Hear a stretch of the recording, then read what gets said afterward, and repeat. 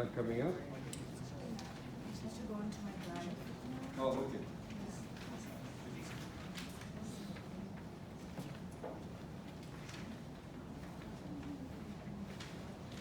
I will take one of your for later. Thank you.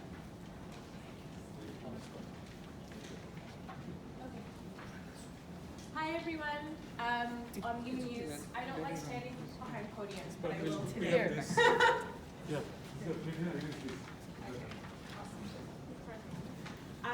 So I have two presentations ready, one about cover letter. Well, I was asked to do a presentation on cover letter and resume.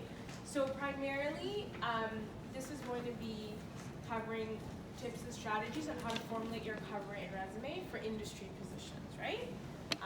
So we'll start with cover letters and then we'll move on. So I've handed out, you have 3 documents with you. So for this presentation, we'll be referring to starting your cover letter and the cover letter formatting document, okay? So throughout the presentation, I'll be referring to those 2. Okay, so first and foremost, what is the purpose of a cover letter, right? So in order to write an effective one, it's very important to understand why they're needed, right? A lot of people think it's just an opportunity for me to just summarize what I put on my resume, right? But if you look at it from that point of view, then you miss a really great opportunity to introduce yourself to the employer. So you have to think about something. When you're applying for a job, the person who gets your application, they have no idea who you are, right? No idea. This is their first introduction into who you are as a candidate.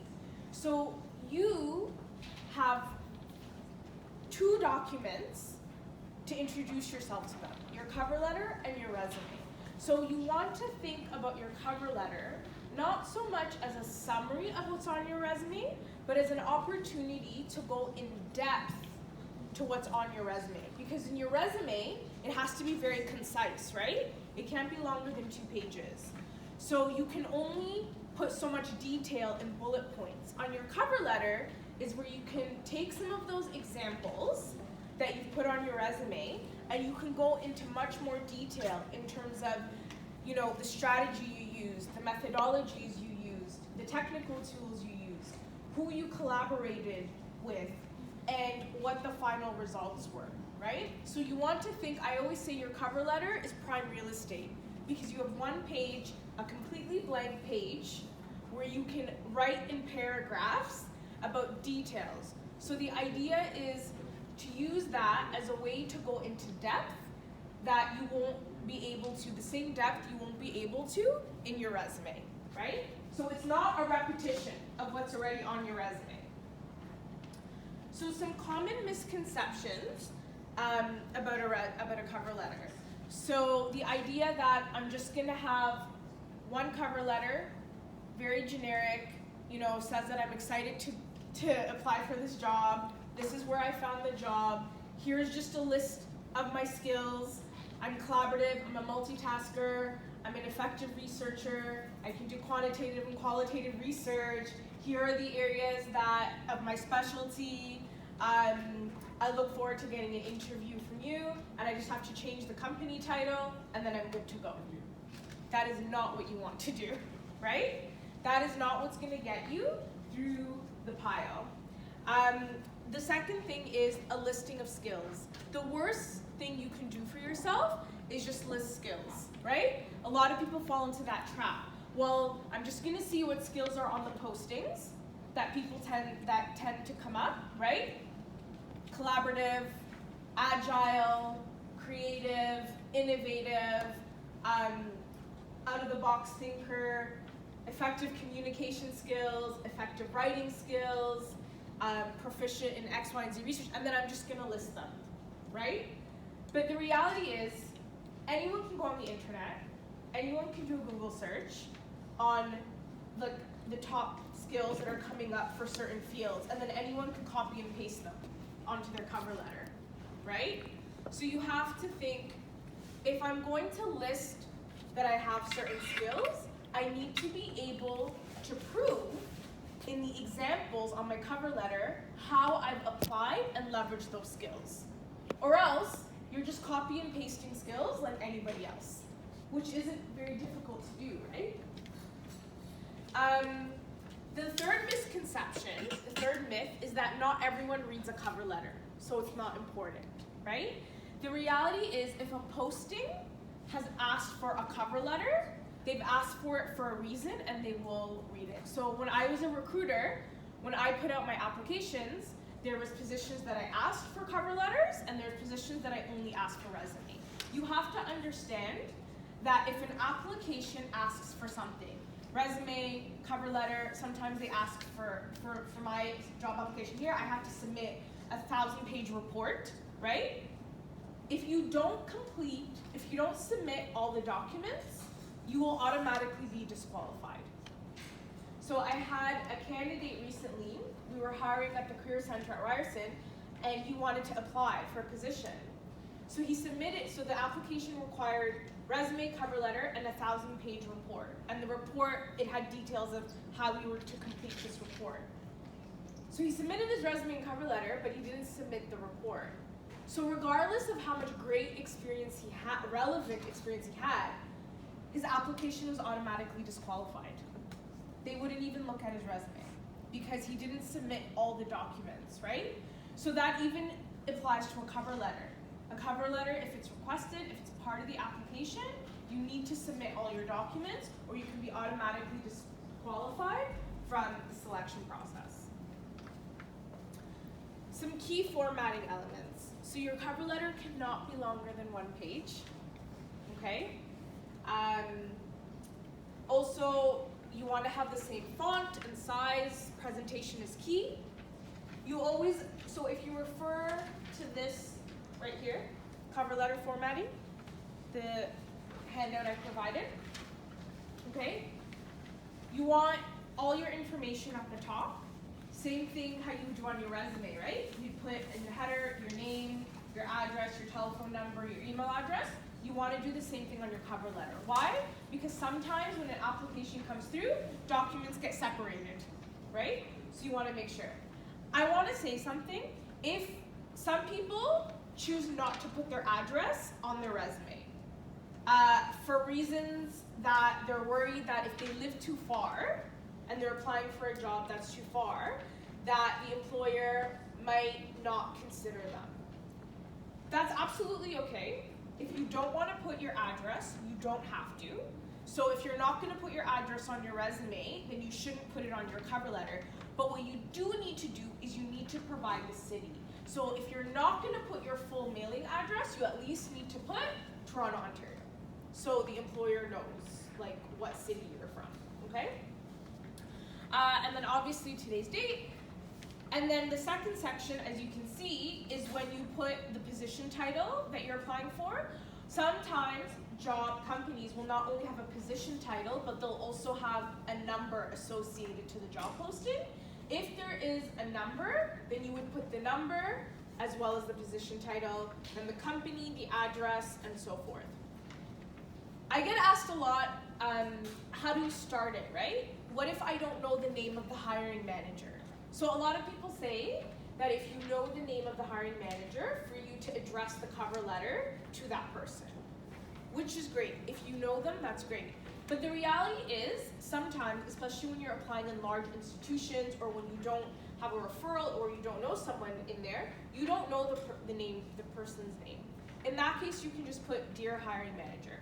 A lot of people stress themselves out and put a lot of effort and waste a lot of time to figure out the hiring manager's name. If you can, great. If you can't, I'd rather you put your effort into writing a really amazing cover letter than to spend all your time looking for the person's name, okay?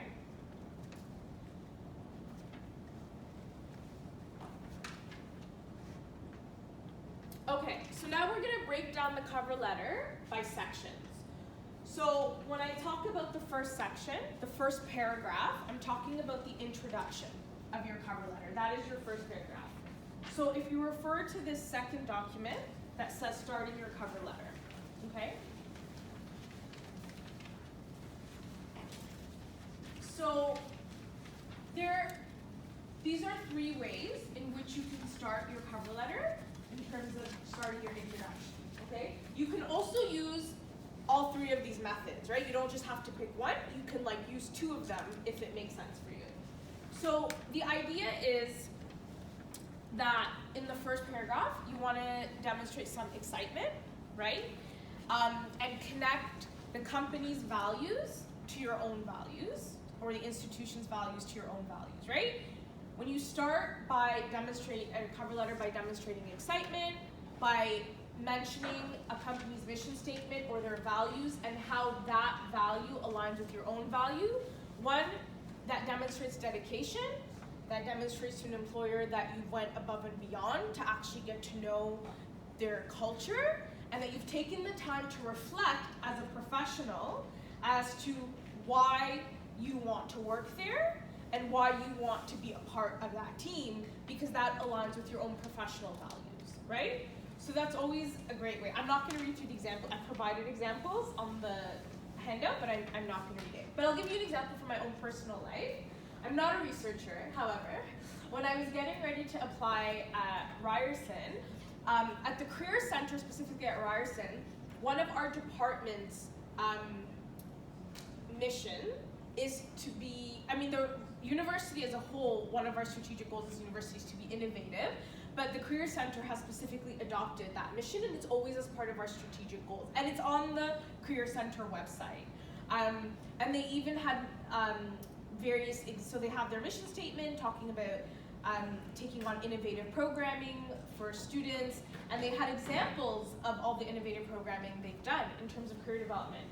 And so being able to be creative with the work I do in career development and to be able to try new things, out of the box things, was very important to me at this point in my career. And so when I started my cover letter, that's what I talked about. I talked about the department's mission to be innovative and why and how that aligned with my own professional values, okay? A second strategy you can use is if the institution has been in the news recently for positive media, not negative media, right? So if they've won awards recently, if they've started a new campaign, right? If a lot of mergers happen, a lot of collaborations happen, sometimes between someone in the community sector and a larger institution in order to develop like a project. So if they've been in the media recently for some positive publicity, that is also another way you can start your cover letter by saying, after I saw this article, or after I watched this commercial and saw that you won this award, this is what, and it's not enough to just mention it. Okay, I saw that you recently won this amazing award, so now I want to work for you, but why? Why is them winning a distinguished award, why is that important to you? Why does that make you now want to work for that organization? Every organization wants to know why them. Every institution wants to know why them. The last strategy you can use to start your cover letter is if you know someone in the organization and they are willing to endorse you, okay? This is very important. You need to have that discussion with the individual first, right? A lot of times I may know a couple of people that work at Ryerson, but if I haven't had that dialogue in the beginning about whether or not they're willing to provide me with an endorsement, then I can't go and put their name on my application, right? So ideally what an endorsement is that if I start my cover letter by saying, X, Y, and Z person referred me, they let me know that this position was open, and so I decided to apply. What might happen, most likely will happen, is at some point, if you make it through that application process, the hiring manager will go to that person and ask about you, which is why it's important to have that dialogue ahead of time to let the person know that you will be using their name on the application, okay? And like I said, it doesn't only, when you start your cover letter, it doesn't only have to be one of these strategies, you can combine them in the open paragraph. Okay, and so for your second section, which is your body paragraphs, what you want to do is you want to pick 2 to 3, like I was saying before, strong examples from your professional experience, right? So examples that you want to go into detail about. So for example, if there was a specific research project that you want to, that you feel has made a huge impact that you want to highlight, that could be example number 1. And then you can go into a lot of detail about that project. So the idea is to use the STAR method. This is a try, test, and true method to help you organize your thoughts, right? So in the situation, you would give the context, right? Where was this happening? What was your position? What was the context? Were you a student? Were you a grad student? Were you volunteering? So forth and so forth. Then at the second part, the task, you would tell what was the duty or task at hand, what was the project at hand, what was the purpose of it, right? And specifically, what was your role? Because a lot of times you work on projects, but they're collaborative in nature, right? So the idea is to describe what the task or the project at hand was and what your specific responsibility was for it. And then in the action, you would go into the steps of what you did, how you did it, methodologies, techniques, and tools you used. And then at the end, you would give a result, right? In terms of, if it's quantifiable, great. Not everything is quantifiable, and that's also fine. For example, it could be that, okay, you finished this research project and then it was used for this, or it was published, or someone else used it for something. Like, it could be, sometimes our work is supportive in nature. So if I was a research assistant, maybe I left and I don't know what the result was, but I know at the end of the day that I was doing this research to support this initiative or to support this person's publication, and that in itself can be a result. So the idea is you want to pick, in the middle of your cover letter, your middle section, your body paragraphs, you want to pick 2 to 3 strong examples from your professional background and write them out according to the STAR method.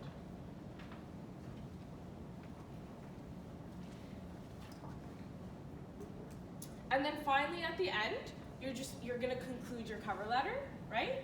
And so you wanna have a strong and assertive close. So once again, you wanna demonstrate excitement. This is where you can give the review of all the skills that you've mentioned throughout your body paragraphs. And more specifically, how these skills can benefit the organization, right?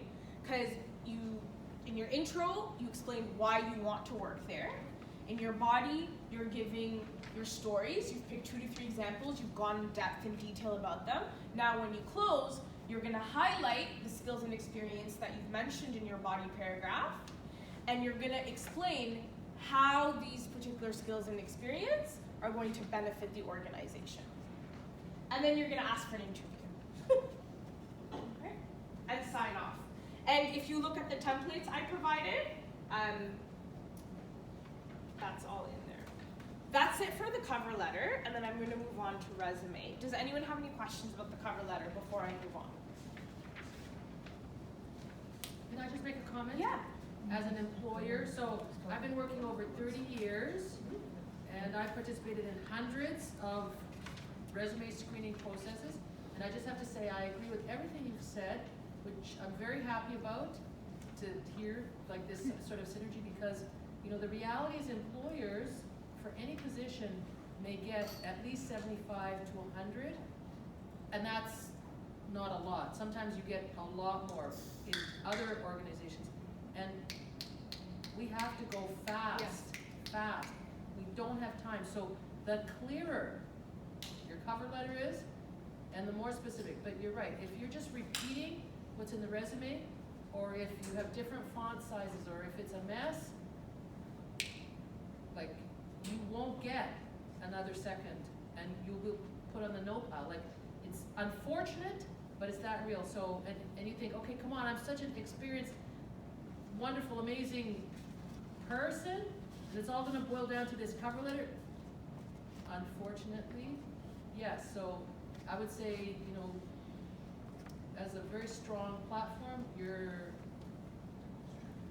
presentation is excellent. Thank you. Thank you very much. I Sorry, one completely agree. question. Yes. Sometimes we found that there is lots of different items in the Posting? Yeah, in Yeah. the job posting. And when I want to prepare the cover letter, I feel that there are lots of issues that I work and I have experiences and examples in them.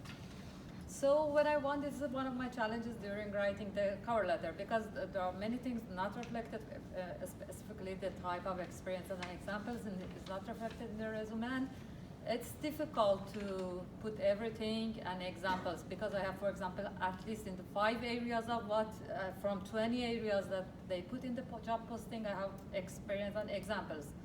But prioritizing them, because we don't know what is exactly in their mind, it's very difficult, and streamlining everything in one page or one paragraph in the middle is very difficult. Do So you have any I advice? completely agree with you, because the more experience you acquire as you progress through your career, the more you will have to articulate to an employer, right? So I think what's important is one thing. So to know that on your resume is where you can capture the majority of your experience very concisely, right?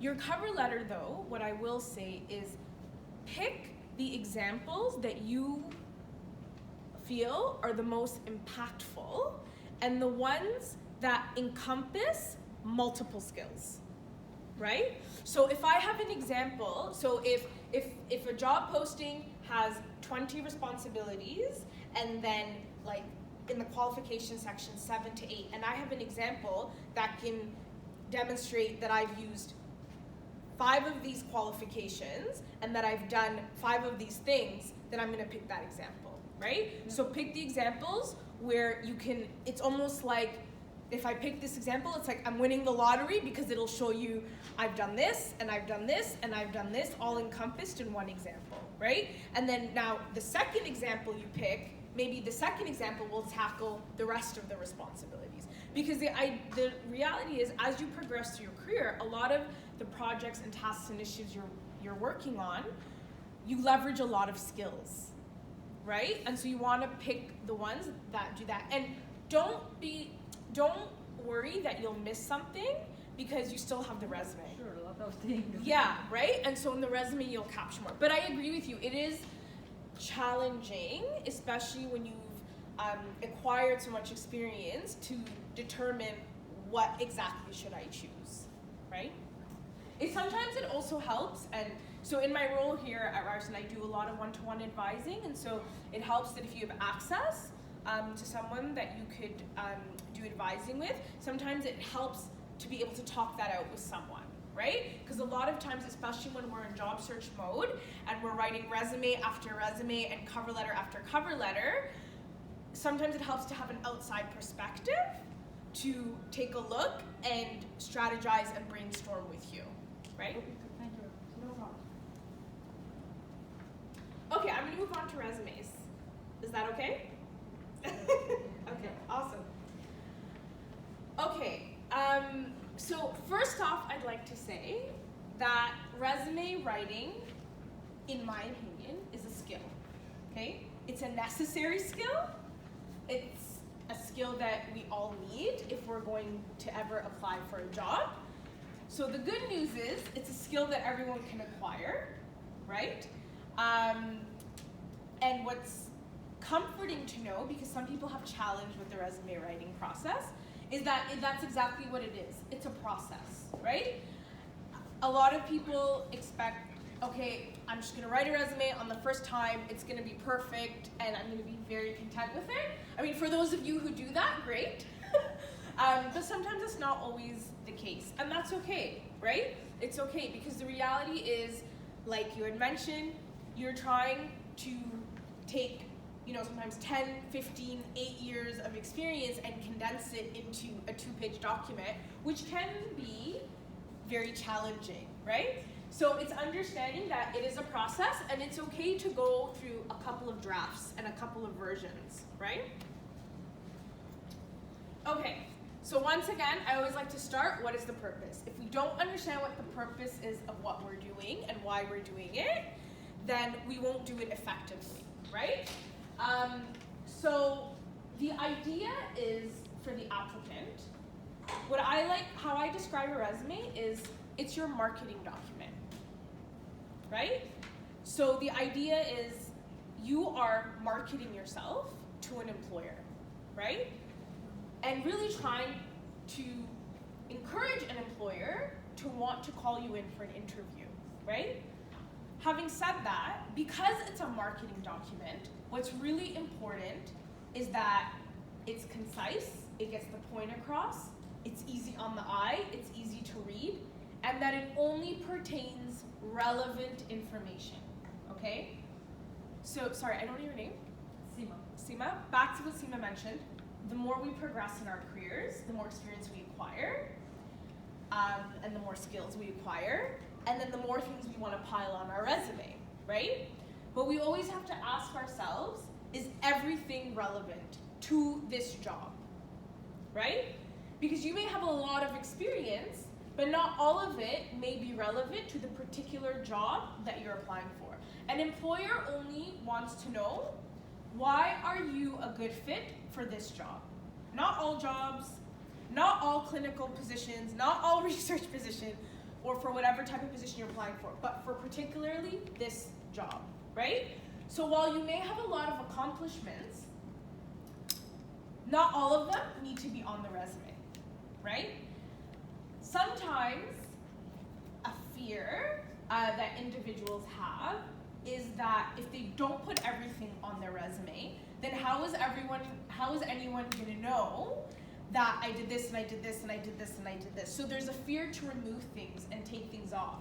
But the reality is that because it's if I was trying to sell a product right now, if I was trying to sell a chair and I created a poster for it, I'm not gonna tell you why you should buy this chair and this table, right? I'm only gonna have points on why this chair, right? And I'm only gonna have evidence and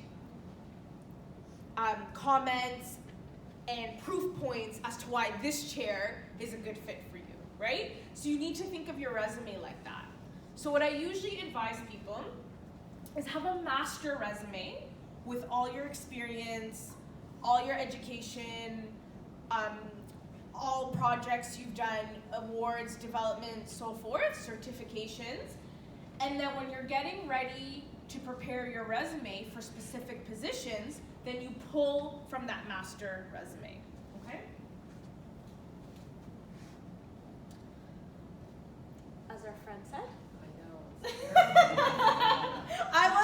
She was. No, it's We're true, insane. and it's terrible, but Yeah. it's true. And I was a recruiter too for 3.5 years when I started my career.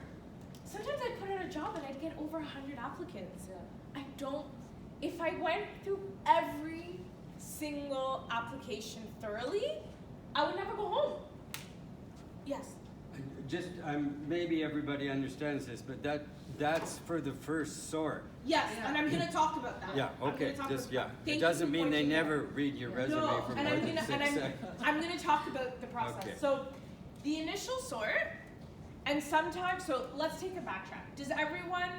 So some organizations use an applicant tracking system and some don't. Does everyone know what an applicant tracking system is? Okay, so basically it's a recruitment tool to help where it's a digital recruitment tool. So a lot of times when you submit your resume and you upload it and you submit it through an online platform, that means that the organization is using some sort of database to help them sift through resumes. So usually what will happen is for particular jobs, there will be an algorithm created with specific keywords and skills that for a particular job. And so what will happen is as applicants come through for that particular job, when certain keywords and skills come up, that application will be flagged, right? And then the ones that are flagged are the ones that a recruiter in the first round might spend 6 minutes screening. Seconds, yes.